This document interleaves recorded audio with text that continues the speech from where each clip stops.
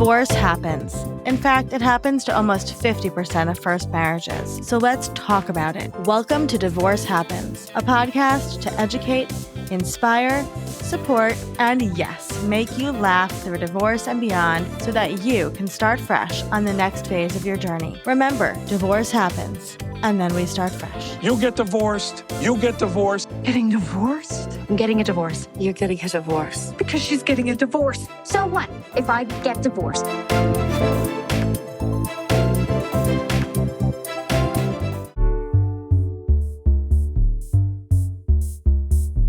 Hello, hello, hello. Welcome back to Divorce Happens, the podcast where we support you before, during, and after divorce with education, inspiration, and a little bit of laughter because, as you know, divorce happens and then you start fresh. We are here today with one of our amazing Fresh Starts experts. Rina, can you introduce yourself? Yeah, my name is Rina. I'm a mother of 4 who are all adults now. And I'm a high conflict divorce coach certified. And I'm also my other hat that I do is I'm a translator and a writer and a copywriter. So I'm very, very interested in language and how language plays into high conflict divorces and how it can be used and deployed to help people who are struggling with that. Absolutely. I think you're a translator in all senses of the word, right? Because that's what you help your clients do in divorce also, is a lot of translation on so many capacities. So you have a new book coming out, which I'm very excited for. And it really bridges this gap between modern day technology and how we're going to handle high conflict divorces. So can you tell us a little bit about the book? Yeah, the book is called AI Armor, and it's about using AI to deal with an abusive ex that you're sort of stuck with in the context of a high conflict divorce or a custody battle or any kind of separation. Because I want to point out that I live in Quebec in Canada, and most people here in relationships don't get married. So it can be any kind of relationship thing where people still have to deal with their ex, and their ex is abusing them on an ongoing basis. So what made you come up with this idea to use AI as part of this? Well, I started using it. I had to use it in my copywriting as I was introduced to it, and I was using it for translation as well. It's very helpful for some things. And one of the things that I have a Facebook support group for women in my area. And one of the things that we like to do in our group is to decode an abusive ex's texts. There's something called the Narc Decoder. That's a book that was written by Tina Swithin, who's very, very well known in the field of high conflict divorce. And the Narc Decoder is kind of like a fun thing where she jokingly puts your ex's messages through a decoding thing, and it comes out with a very humorous perspective that also highlights the underlying motivations and makes fun of the person. So I used to do that. And then one day someone had asked me to use the Narc Decoder for the ex's message. And I thought, wait, maybe I could try this with AI. So I kind of created a prompt for the AI and I put it in, and it came out with a pretty spot on explanation or decoding of the message. And I started refining that, and people wanted to see how do you do this? I wanted to show them how to do it by themselves. So I created a workshop for my group members, and we did that. And then during the workshop, we sort of stumbled on a couple of other ways in which we could use AI prompts to deal with their ex's message. And it just took off from there. I created a prompt sheet, and I suddenly had the realization I can actually turn this into a book. I want more people to see it, and there's more you can do. So that's how it came about. I'm so excited for this book. I can't wait to get my hands on it because I'm going to use it myself. Can you take us a little bit to dig in? How does AI really help us in these situations? We've been writing to our exes forever. right, since the age of dawn and history. So how does Mm. this change? How does this support us? Well, there are different ways you can use it. The one thing is that it gives you a bit of a buffer between yourself and your ex. Normally you're sitting there, you get the message right away, you have to read the message. So you're traumatized and triggered, and you have to then deal with your responses. So you have to either stop yourself from immediately responding. Of course, the cortisol just goes through your system. You're angry, you're upset, it spoils your day, and you have to come down from that. So that's the first thing, is that with AI, it's like, one of the things that you could do without AI is have all the messages forwarded on to someone else. So that person reads your message for you, which Mm. is something that some people do. But this way now you could, instead of reading the message first yourself, you could just sort of copy it without reading it, put it into the narc decoder, say, ask AI to decode it. Mm. Read that version first, so it calms you down, you've got a humorous perspective, and then go back to it. And so that's the one thing. And the other thing is that if you have to read through all the messages for court to find patterns in it, AI can do that for you. You can just Uh, upload everything from your whatever it is. If you use an app to communicate, a lot of these apps now you can just export, yep, upload it, and instead of having to read through all these messages, and it's very triggering. Even me, when I go back 13 years and read messages, I'm still triggered by them, me too. Yeah. and I have emotional responses now. And you can minimize that with AI. So that's Uh-huh. another thing.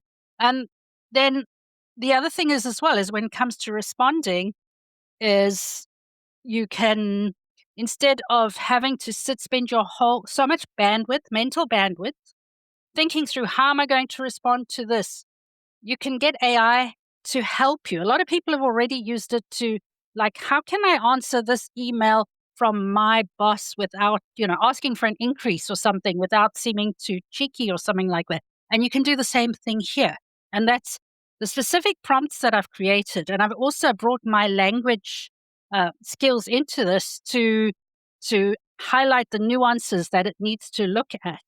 Mm. So that kind of thing helps. A lot of people already use prompts, but these prompts in the book, they go very deep, and they're very specific. So those are things that you can use it for. I'm so excited. So, obviously a lot of this from your own experience, but you were also a coach. So, can you tell us a little bit about the work you do with clients? Yeah, I offer one-on-one coaching sessions, where I I've been trained in specific techniques Mhm. like certified divorce coaching. So, but I deal with specific niche that I deal with is basically domestic violence victims who are still in a situation where they have to deal with an abusive ex. So I follow a technique where I try and help them think through themselves, empower them, but sometimes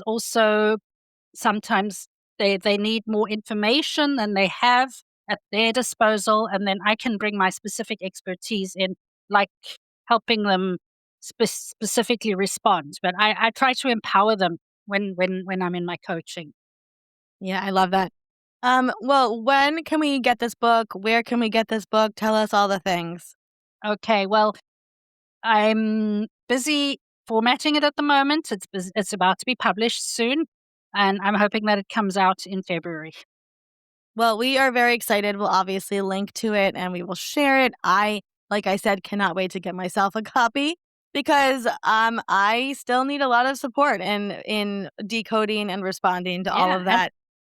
I love that. there's even more in it as well. There's systems for dealing strategically with the court, for being your most authentic self in court while you're also being strategic.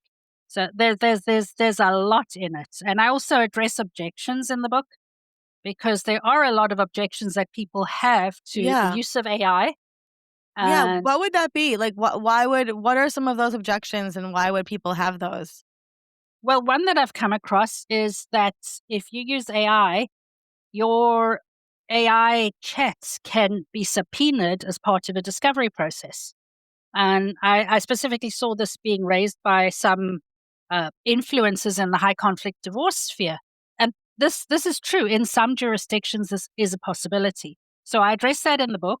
And I also point out that if your AI chats can be discovered, so can your social media persona and your likes and retweets, or whatever your Yep, all of shares it. Yep. and comments, and all of that can be discovered. So AI is not alone. And another objection is that the information. We all know AI hallucinates sometimes, and that's a problem sometimes, and being given the wrong advice. And in the book, I talk about that as well, and how that's something that's not just an AI thing, because a lot of people have had the experience of going to the police, going to certain authorities, speaking to their lawyers, and getting unhelpful information and even invalidating information, especially.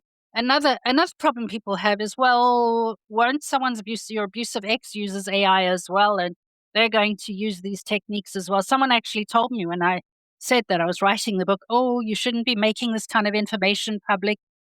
But what I've discovered is that abusers are generally so entitled that even when they do use AI, they don't use it properly. And a book like this is not going to help them. The book it calls for a lot of self insight and it's not victim blaming, but it's always important to question yourself, to question your responses, to be thorough, to read through and talk back to the AI as well, and refine. And abusers are generally too entitled to do that kind of thing. So Yeah. those are the big objections that I deal with, and some others as well. It sounds like this book is very well written and thorough, and it's really going to help a lot of people. So I'm very excited about that. Yeah. If somebody's listening to this and they're going through a divorce, what would be some words of encouragement that you could leave them with? Well, I would say that you have hope. There's a tunnel. The tunnel is long for many people. If you have kids with an abuser, you're probably going to have to deal with them depending on what the rules are in your jurisdiction for until your kids are 18 or maybe even older. In some jurisdictions, it can be younger. But there is a light at the end of the tunnel. And in the meantime, this kind of book here is a support for you to deal with those situations when your brain freezes. There are supports available. And I would say to people, just reach out. Don't be scared to reach out wherever you need to and ask for help, because that help is available. Amazing. We're so thankful for you and the work that you do. It is not easy to turn your own trauma into support for other people, and we just appreciate you so much and that you're part of our community. So thank you for being here today. I love being part of this community, and I really, really enjoyed writing this book so much. It gave me so much pleasure to write it. I'm so glad. I cannot wait to get it in the hands of the people who need it. Thanks for being here. Thanks, Olivia.